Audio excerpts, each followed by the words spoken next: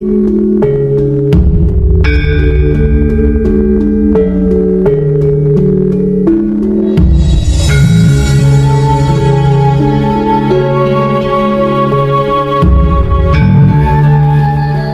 panjenengan yang manunggal jati, apakah panjenengan siap jika malam ini saya temani mencapai suci dan manunggal dengan suci?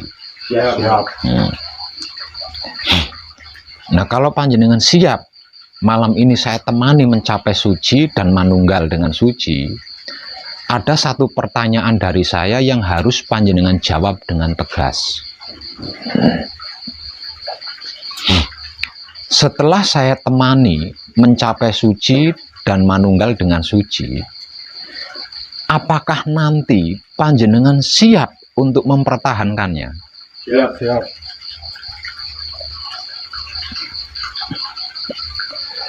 Kenapa saya tanya seperti itu? Mencapai suci dan manunggal dengan suci itu hanya dapat dilakukan sekali loh dalam seumur hidup. Karena kita hidup di dunia ini sekali, enggak dua kali gitu. Dikarenakan kita hidup di bumi ini hanya sekali, maka mencapai suci, manunggal dengan suci itu pun hanya sekali dapat dilakukan selama seumur hidup. Enggak bisa diulang 2-3 kali, itu enggak bisa. Untuk bisa mengulang lagi berarti panjenengan harus mengalami kematian dulu. Panjenengan harus mengalami mati, terus nunggu giliran lahir kembali ke dunia, nah baru panjenengan bisa mencapai suci lagi dan manunggal dengan suci lagi. Gitu. Jadi setelah mencapai suci, setelah manunggal dengan suci, kalau tidak dipertahankan, kan percuma. Percuma panjenengan melakukan Isra Mi'raj dengan susah payah. Percuma saya menemani panjenengan dengan seluruh jiwa raga saya, kalau tidak dipertahankan.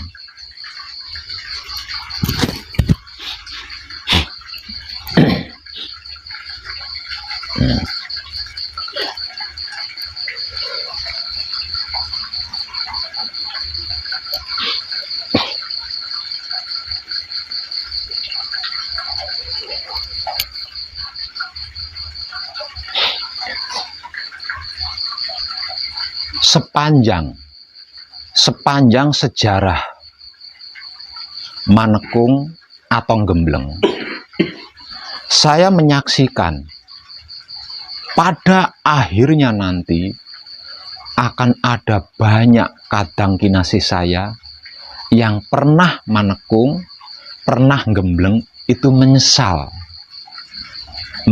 pada akhirnya. Kenapa? Karena tidak dipertahankan. Dan ketika penyesalan itu terjadi,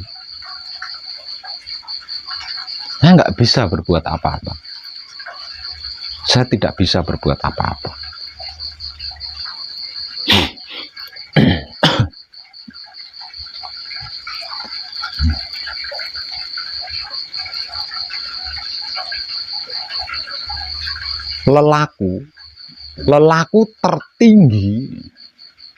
Lelaku tertinggi adalah kesadaran kontinu. Kesadaran kontinu itu adalah lelaku tertinggi, lelaku paling tinggi. Nah, kesadaran kontinu ini dalam bahasa awamnya disebut juga sebagai istiqomah atau tumaninah. Itu lelaku tertinggi. Tumaninah atau istiqomah. Itu arti maksud daripada kesadaran kontinu yang sering saya sampaikan. Lah ini lelaku tertinggi loh. Lelaku tertinggi. Di taraf lelaku saja ini nggak gampang loh mas ya. Istiqomah, tumaninah, kesadaran kontinu ini nggak gampang loh. Nggak gampang loh. Maka nanti setelah panjenengan mencapai suci dan manunggal dengan suci, panjenengan harus istiqomah loh mempertahankan ini. Harus tumaninah mempertahankan ini. Harus kontinu mempertahankan ini. Kalau tidak, panjenengan akan seperti orang awam lagi, mengalami kebingungan, kalau nggak dapat enak, nggak bisa bahagia. Kalau nggak dapat enak, menderita. Panjenengan akan mengalami ini. Panjenengan akan mengalami bahagia sedih ini tadi. Lah bahagia sedih inilah karma manusia. Ketika panjenengan mengalami bahagia di saat menemukan enak, berarti panjenengan kena karma tuh di situ. Kalau tidak mengalami enak, panjenengan sedih, merasa menderita, itu panjenengan sudah kena karma di situ. Nah, jadi secara simpel, secara ringkas, karma itu adalah bahagia dan sedih. Nah, seorang pelaku spiritual hakikat hidup ini harus terbebas dari yang namanya bahagia dengan sedih ini tadi. Harus terbebas. Terbebasnya seseorang dari bahagia dan sedih berarti terbebas dia dari karma. Nah, untuk itu dibutuhkan istiqomah, untuk itu dibutuhkan tumaninah, untuk itu dibutuhkan kesadaran kontinu. Kalau tidak, ya panjenengan akan kembali ke masa lalu. Kalau dapat enak bahagia, kalau dapat enggak enak bersedih, kalau dapat enak seneng, kalau dapat enggak enak menderita. Panjenengan akan kembali ke situ.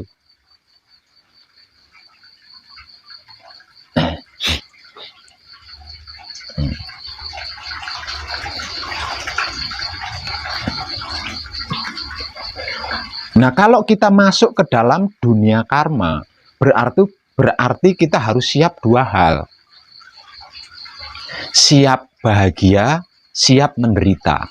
Kalau kita mau masuk ke dunia karma.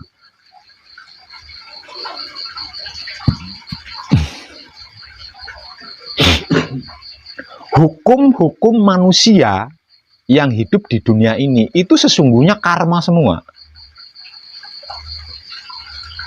Namun, semuanya manusia yang menciptakan hukum-hukum manusia itu, maunya yang enak-enak saja. Kalau ndak enak, ndak mau. Padahal enak dan ndak enak itu diciptakan sendiri. Itu karmanya sendiri. Nah, kalau panjenengan sampai kembali ke ranah itu lagi,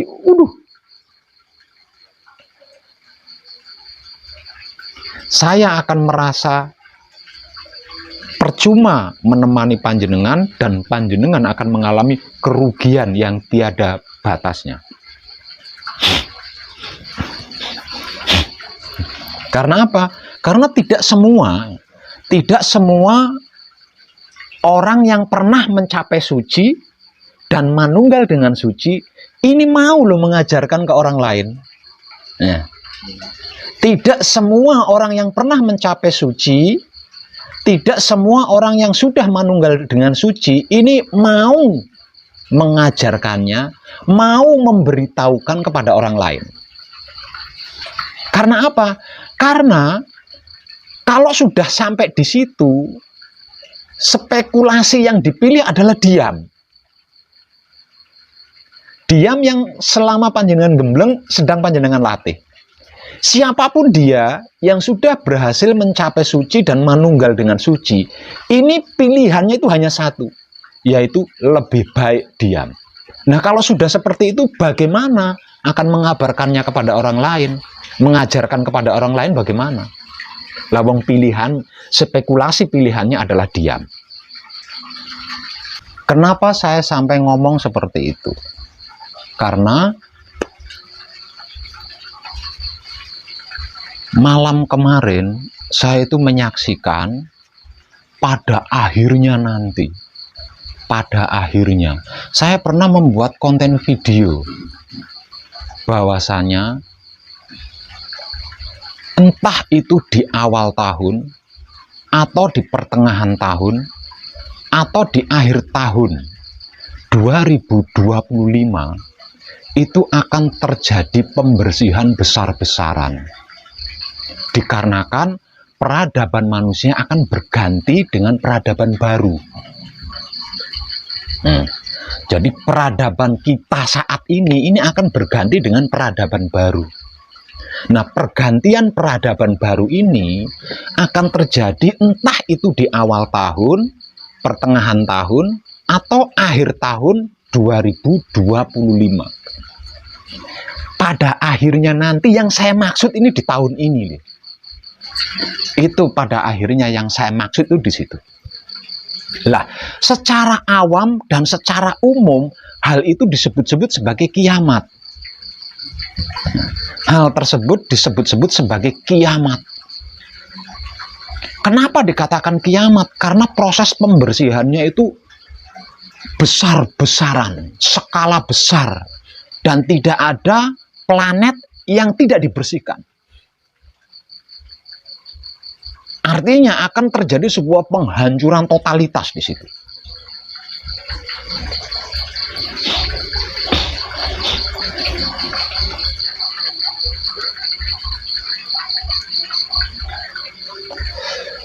Lah, dipastikan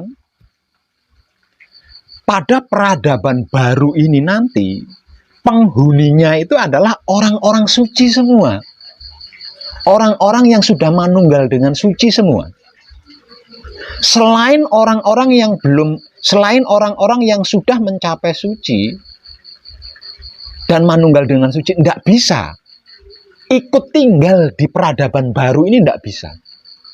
Karena apa? Karena peradaban kita berikutnya adalah itu dipastikan penghuninya hanya orang-orang suci. Orang-orang yang benar-benar sudah mengerti, sudah memahami, sudah mengetahui, sudah menyaksikan, dan sudah manunggal dengan Tuhan. Selain itu tidak bisa. Selain itu hancur. Selain itu dihancurkan.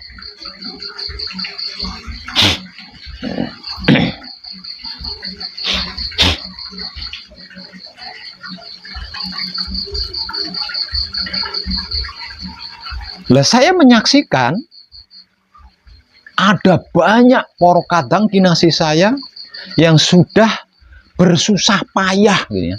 Sudah bersusah payah meninggalkan pekerjaan, meninggalkan kepentingan, meninggalkan keluarga, meninggalkan semuanya untuk mengikuti manekung, untuk mengikuti gembleng. Tapi setelah selesai manekung, setelah selesai gembleng, ini tidak dipertahankan. Nah, tidak dipertahankan secara istiqomah, tidak dipertahankan secara tumaninah, tidak dipertahankan secara universal, secara kontinu. Nah, mereka ini nanti akan menyesal. Di tahun itu akan menyesal. Dan penyesalannya ini ada di hadapan saya. Karena apa? Karena bisa dikatakan dunia ini akan digulung, dilipat gitu loh. Menjadi satu tempat kan. Jadi apapun yang terjadi kan bersama kita. Nah, mereka-mereka yang menyesal ini ada di depan kita. Ada di depan saya. Dan dia menyatakan penyesalannya kepada saya. Apa nggak hancur hati saya? Sementara saya tidak bisa menolong. Karena itu adalah kebodohannya sendiri.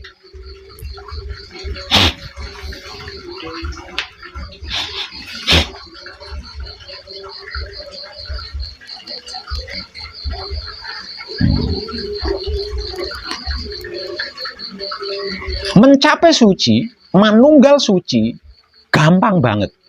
Selagi saya masih hidup. Selagi saya masih ada di sini. Mencapai suci, manunggal dengan suci, gampang sekali. Dan itu gratis. Selama saya masih ada di sini. Tapi untuk mempertahankan kemanunggalan panjenengan dengan suci, lah ini yang tidak gampang. Karena itu adalah panjenengan sendiri yang melakukan. Panjenengan sendiri yang melakukan. Saya tidak bisa mempertahankan kesucian panjenengan secara kontinus. Enggak bisa loh, itu sucinya panjenengan kok. Nah ini. Lah dengan ini, dengan kesaksian ini, saya jadi dapat satu ilmu baru. Dengan kesaksian ini, saya menjadi mendapatkan satu ilmu paling baru. Ilmu apa itu Pak Web? Ternyata manunggal jati atau manunggal suci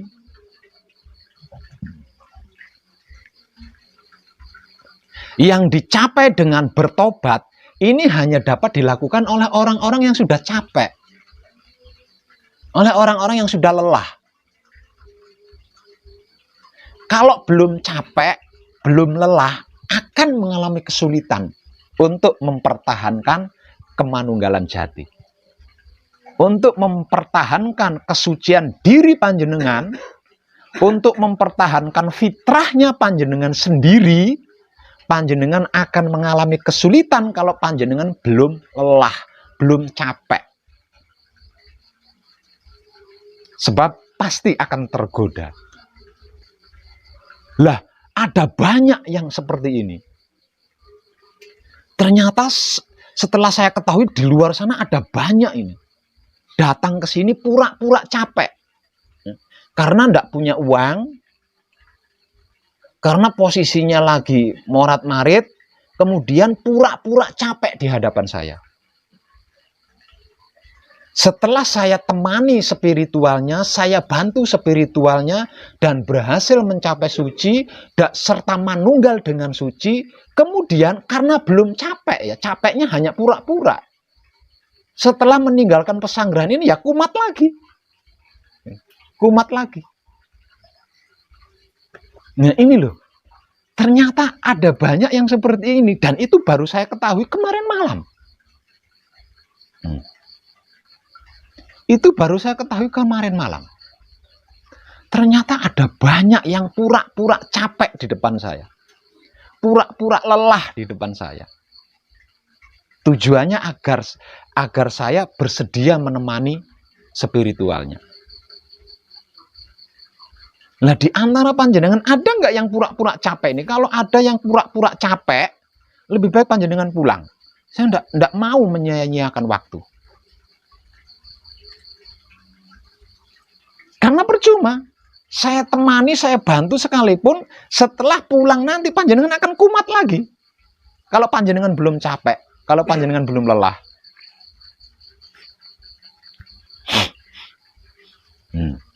Jadi, bertobat itu hanya berlaku untuk orang-orang yang sudah capek, udah lelah. Kalau belum capek, belum lelah, tidak akan bisa, bertobat itu tidak akan bisa. Artinya ada kemungkinan kumat lagi nantinya. Nah kalau kumat lagi, fitrahnya panjenengan, sucinya panjenengan ini akan ternoda. Nah kalau sudah ternoda, ini kurang gitu. Ternoda sekali kurang, ternoda 2 kali kurang. Nah terus dia selalu mencari noda karena ada tuntutan kurang, nodanya itu kurang. Nah kalau sudah seperti itu kan udah gagal nih, ya. Fitrah ini kan sudah gagal. Nah kalau sudah gagal kan nggak bisa diulang lagi. Lalu hanya bisa dilakukan sekali dalam seumur hidup.